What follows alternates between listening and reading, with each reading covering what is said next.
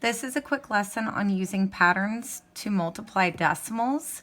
So the first thing we're going to look at are when you have a decimal multiplied by 1. You know any factor multiplied by 1 is just that number again. So 3 and 1900ths times 1 is 3 and 1900ths. Now if I do 3 and 1900ths times 10, when I multiply times 10, I'm going to move the decimal over one spot to the right. So I have 31 and 900ths. If I multiply the same number times 100, I'm going to move it 2 spots. I have 2 zeros, and my zeros tell me I move 2 spots to the right. 1, 2, and I have 319. If I multiply the same number times 1,000, I have 3 zeros here in 1,000. My 3 zeros tell me I'm going to hop 3 times. 1, 2, 3. Now I've got an empty spot. Anytime you do a hop and there's an empty spot, you have to add a 0. So this product is 3,190 because I had to add a 0 here at the end. So this is what you do when you multiply by 10, 100, or 1,000. You're moving your decimal to the right, and the number of zeros tell you the number of hops. So multiply times 10, 1 hop. 100, 2 hops. 1,000, 3 hops.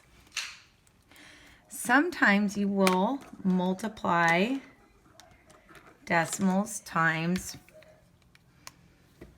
1/10. And remember, when you're multiplying times 10, 100, 1,000, these are getting bigger, okay?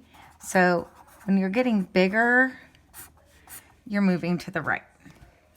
So when we multiply times 1/10, now we're going the opposite way. If I multiply a number like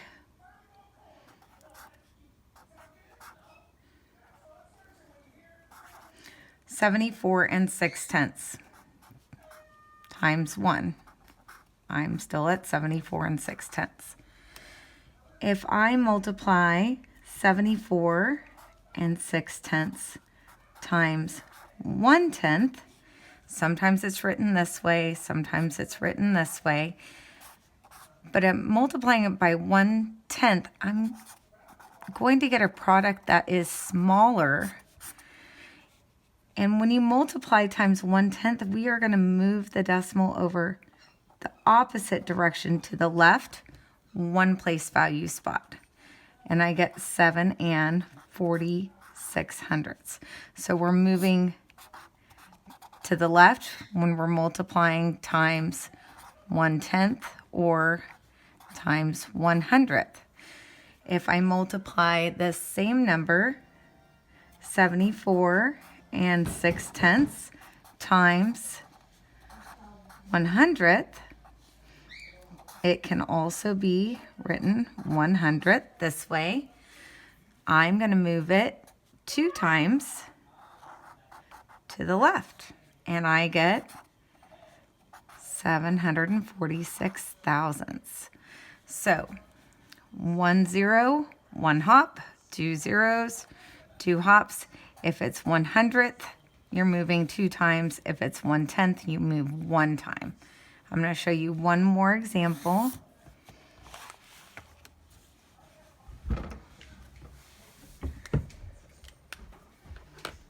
And in this problem,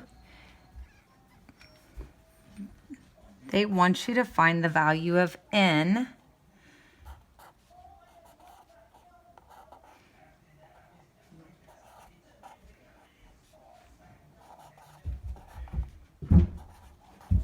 And sometimes they're going to show you these with money, and sometimes it's just straight decimals.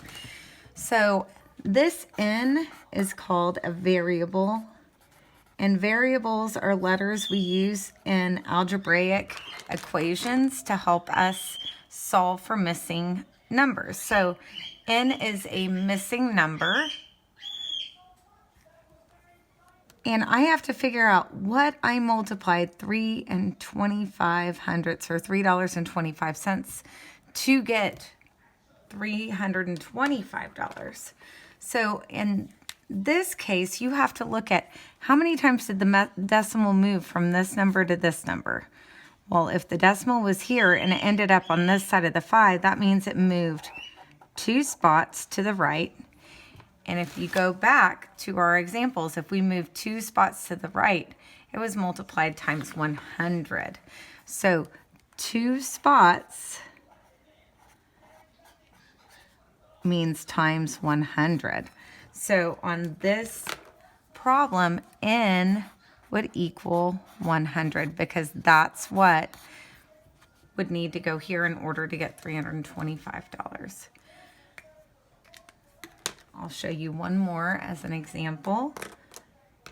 If you have 1,000 times n equals 630. So that means this decimal, which is here, you can't see it, had to move 3 times to get this answer. So if we know 630 was our answer after moving it 3 spots, because when we multiply times 1,000, we move right 3 spots, right? It's 3 spots when we multiply by 1,000. So in order to find n, I have to go back where I started, 3 spots. 1, 2, 3. So the decimal is going to have to move all the way back over here to find n.